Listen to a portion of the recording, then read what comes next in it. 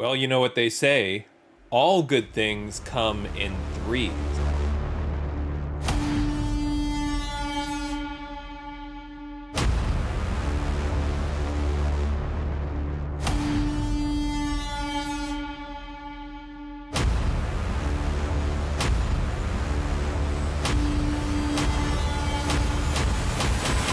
Hey there, today I have an unboxing video, and in this video I'm going to open up 3 orders from Third Eye Comics. I am going to roll the dice here, take my chances, double up on my threes, my rule of thirds, like the Sith rule of threes. I think it's three Sith to rule them all. I don't remember what it is exactly.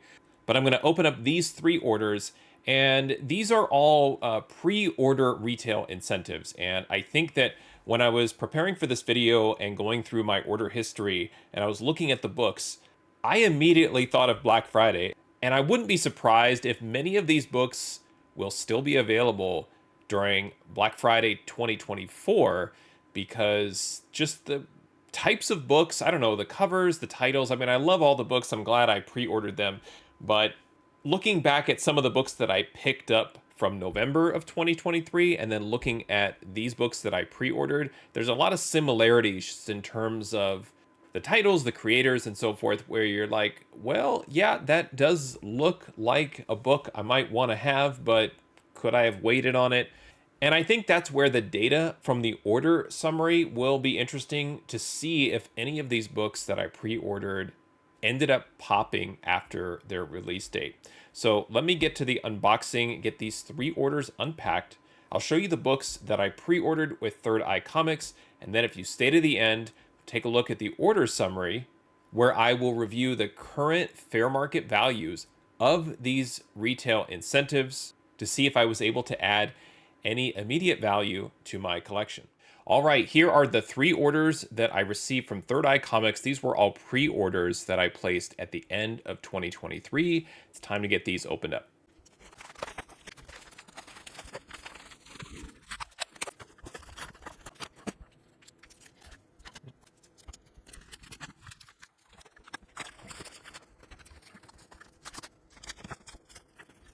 Okay, if there's anybody that shops at Third Eye, or maybe I just have to send them a direct message of some sort, but they will not use tape pulls, and I ended up, I do have a workaround for opening these things, but I have to literally destroy the extra backing boards that they sent. I have a bad feeling that I may have dinged the spine on one of the books because I was trying to cut in to the packing tape and realized I can't do that. Opening comic books in the mail, it should not put your comics at risk for damaging them. And if the argument is, well, these books are for reading, then these are retailer incentives. I'm not reading these specific physical copies of these stories. I don't know what to do, but even in the workaround of pulling the backing board, you end up bending the comics just to get the backing board off. A simple tape pull, I'd be able to just undo all 4 and it would be nice and easy, but they insist on compressing and wrapping these books, and it is what it is. I could always just not order from them. That would definitely solve the problem. So let's take a look at the comic books that I did pick up. This is the first order, and we have Wolverine number 17. This is the 1 in 25 with cover art by Doali, and I picked this up because I loved the sort of X-ray version of Wolverine on this cover. Really liked it. Thought it had a lot of potential. Any of those Wolverine covers where it's a close-up showing claws, they always seem to kind of do well. People like to collect those. I like to collect those as well. Next is Savage Red Sonja number 1, and this is the sketch edition, cover art by Art Adams, and this is a 1 in 10. And at the time I pre-ordered this, it just seemed like every Art Adams cover was in high demand, and wanted to go ahead and pick this one up. And the last one from this first order is G.I. Joe number 301 from Image Comics and Skybound. And this is the 1 in 10 retailer incentive with cover art by Brad Walker. I'm going to try and collect all of these 1 in 10s by Brad Walker. I think he's just a fantastic, excellent artist. And issue 301 is the first in the G.I. Joe relaunch by Skybound. Okay, books from the next order. We have Moonlight, City of the Dead, number 5. This is the 1 in 25 retailer incentive with cover art by Phil Noto. I love Phil Noto and thought this cover was almost 3D-ish here with Moon Knight in the background. And as a fan of the Moon Knight series on Disney Plus, the Scarlet Scarab from that show appeared here in Moon Knight City of the Dead, and there she is right on the cover. So combination of Moon Knight, new character, and Phil Noto, and had to pick that one up. Okay, next one in this order, we have Captain Marvel number 2, cover art by Stephanie Hans. This is also a 1 in 25.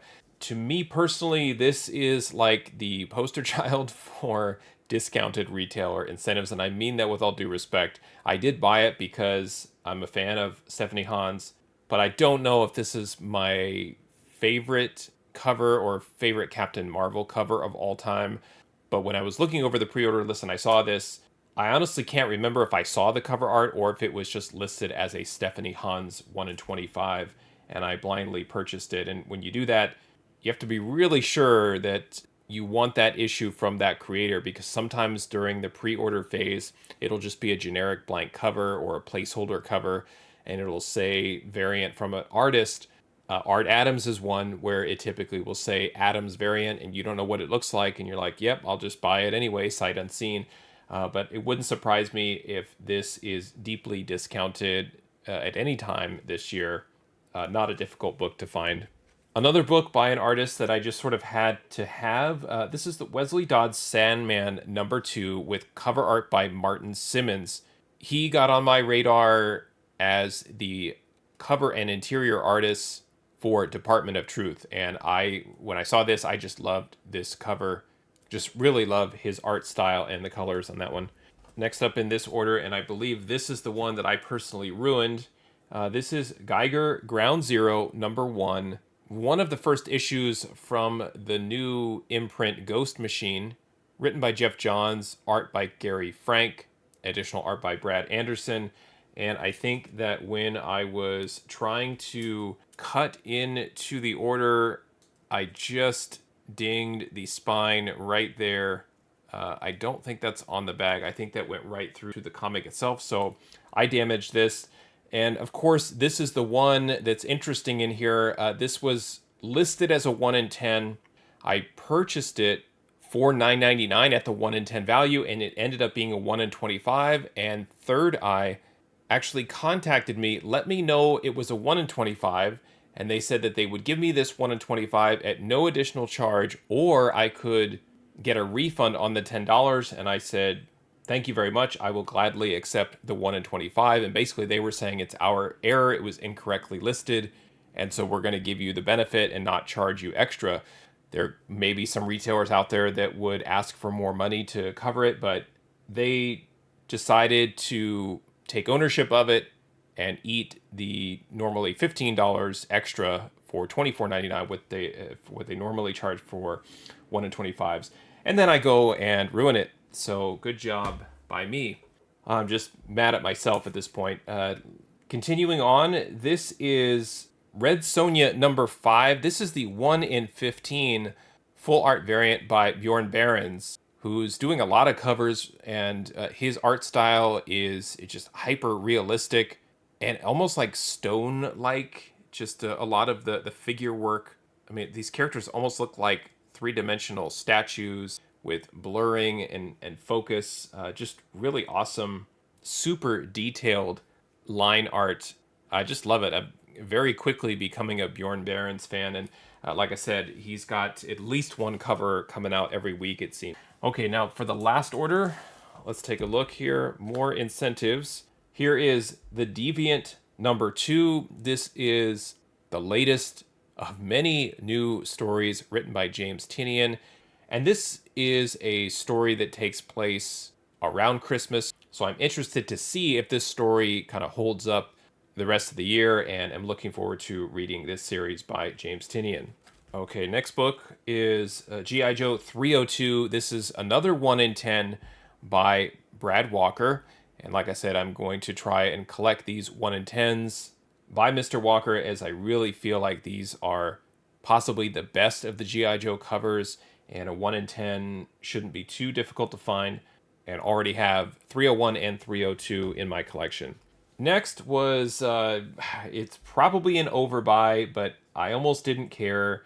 This is Miguel O'Hara, Spider-Man 2099, number 1.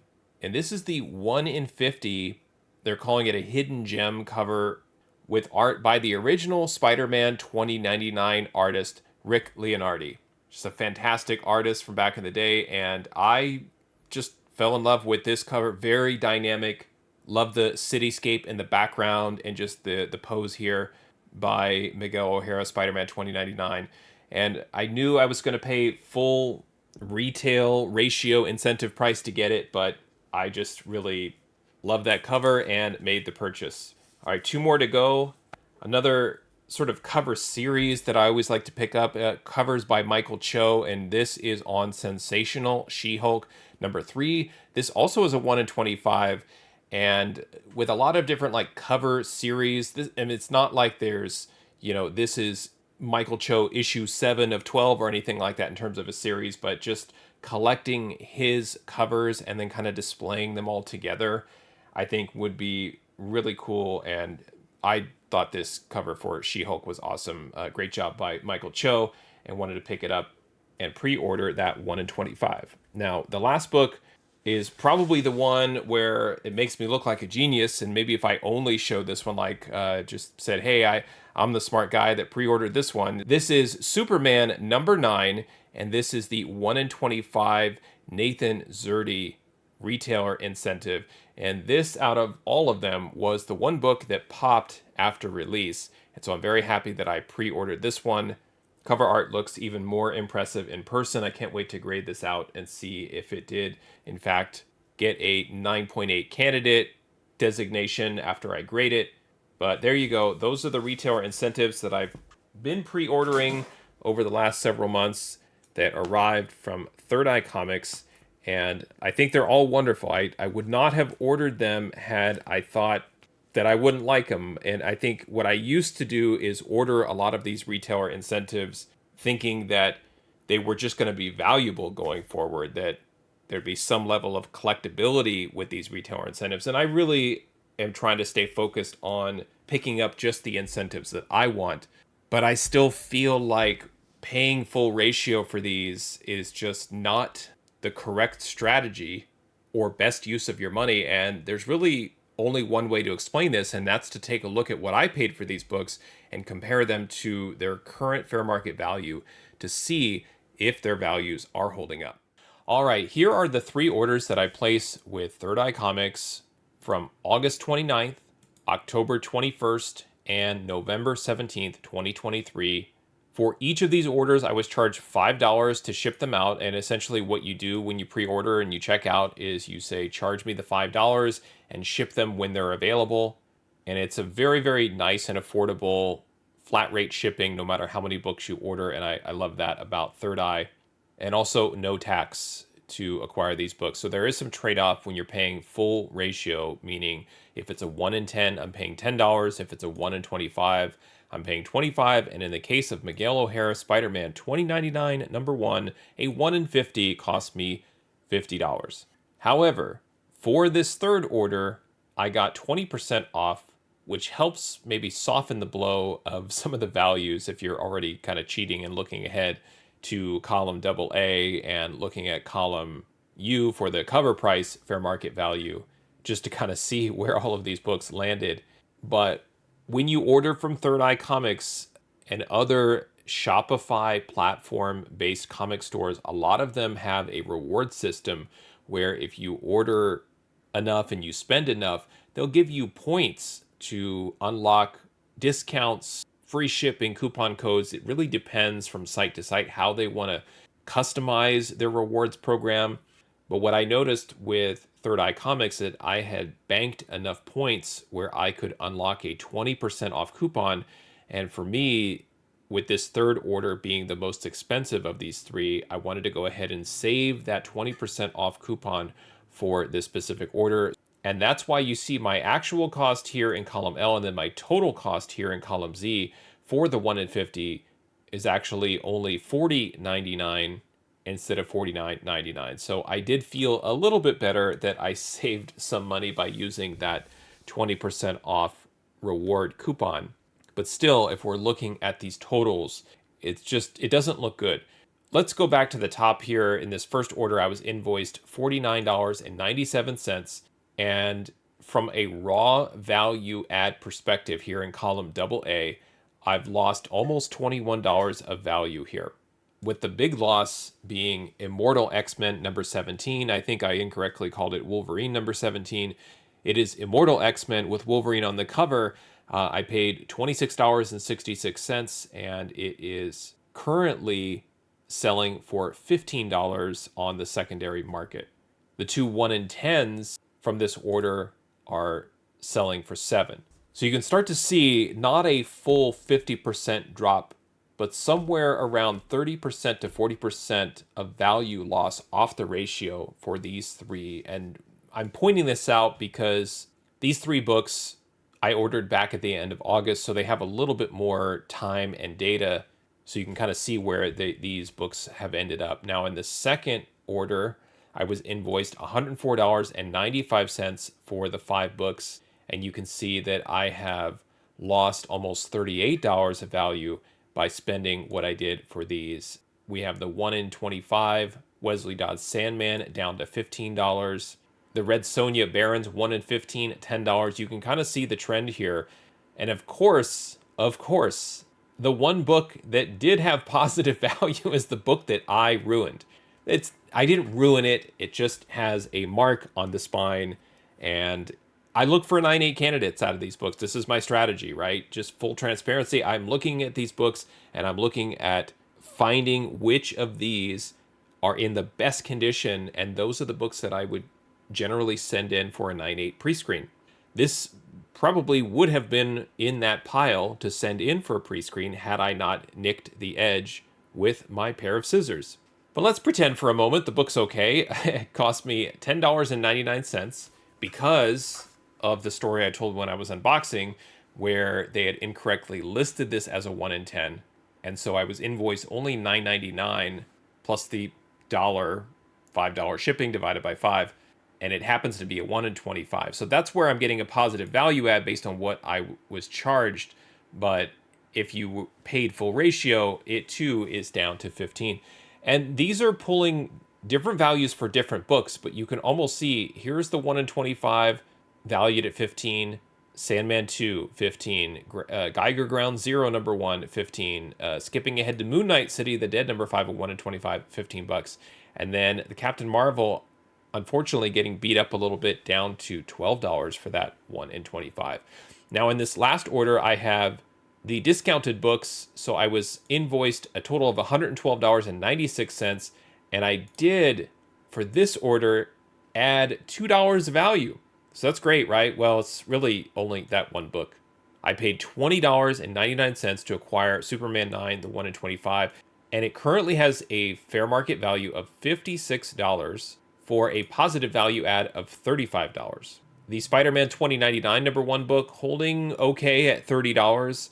Thankfully, I didn't pay a full $50 for that 1 in 50. I paid $40.99 for a loss of $10.99. I still think that is one of my favorite covers out of the order. Maybe the Sandman. Well, see, now I'm looking at them and I love all of them. And then it's like, well, what does the value matter if you love the books? But, just trying to be as smart with my money as possible. And I can hear some naysayers right now saying, well, the smart money is to stay away from retailer incentives altogether. But I can't really help myself. It is a slice of my comic book collecting habits, and this is what I do. And I think it's just interesting here to look at the data and see that really just these ratios are really not holding up in general. One last comment here, like what if I had just discarded all of these and just focus on Superman 9? Yes, I would have hit the $35, but it's almost like when you're walking around in a casino and you see that row of machines, you got to pick that one machine that looks good and hit the jackpot on that one. Easier said than done. Not that I expected all of these books to pop. The point of me buying these, beyond they were just covers and titles and creators that I collect, but that I felt like other people too would appreciate the variant cover art. And really, that's kind of it right there.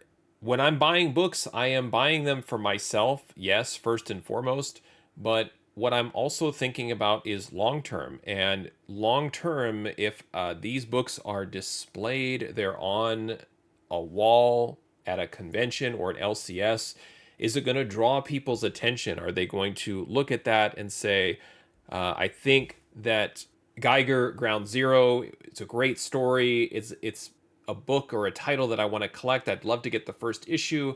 And then they also see that there is a retail incentive and I want to start collecting all the covers. This is an awesome cover by Gary Frank. It just so happens to have a problem with the spine because it looked like somebody took some scissors to it. And what I firmly believe is that all of what I said is true. I think it's just that the prices are too high. And it's a weird sort of situation where I know the prices are too high. I spend the money anyway because I can't find them anywhere else for less. And I do try. I try to find these books for under ratio. And I do have some cases where I can get them, but then there's other hidden costs. And I'll give you an example. Things from Another World used to be my go-to for pre-ordering incentives, and 1 in 25s I could get for $17.49. And then I'd get hit with a bag and board service, tax, shipping. And when it was all said and done, I was paying close to $25 anyway. So then it didn't really feel like much of a discount. And I don't think it's fair to compare what I paid for the rest of the books versus what I paid to get Superman #9, because that's me playing the guessing game beforehand, right? To say, okay, I'm just going to cherry pick this specific book off of Third Eye Comics because that's the one that's going to pop, and I only need to buy that one. I wish I had that superpower. That would be great. I think the comparison is looking at the fair market values and adding all of those up. And would you be able to stomach paying $50, $60, or $75 for Superman #9, right? Just as a standalone issue, you might be thinking, nope, that's too much. That I would not pay $75 for a 1 in 25, whether you're a fan of Zerdy or that character or the style of art or DC Comics. But if you're looking at the total numbers of all the books, and I said, if you buy Superman #9 for $75, I'll give you all of these other ratios for 50% off. And you look at them and like, those are great books. I love them. I love the covers, love the creators, Michael Cho, Brad Walker, Art Adams. These are all creators that I collect. Okay, maybe we have a deal. And for some reason, I can't get over that and think that way, where if I were placing an order somewhere where they had discounted ratios, I would probably buy all of these again at the discounted price and maybe take a chance on a ratio that popped instead of buying all of these beforehand and crossing my fingers, hoping that I picked the right ones. Let me know what you think about this strategy. How do you handle retailer incentives? Do you just stay away? Do you just avoid them? Do you collect them? Do you pay for them like me, even though you know they're on release date, like driving a car off the lot? As soon as you get them, you're going to lose a little bit of value. I'd love to get your feedback. Feel free to leave a comment on this video. Thanks for watching. Happy collecting, and see you next time.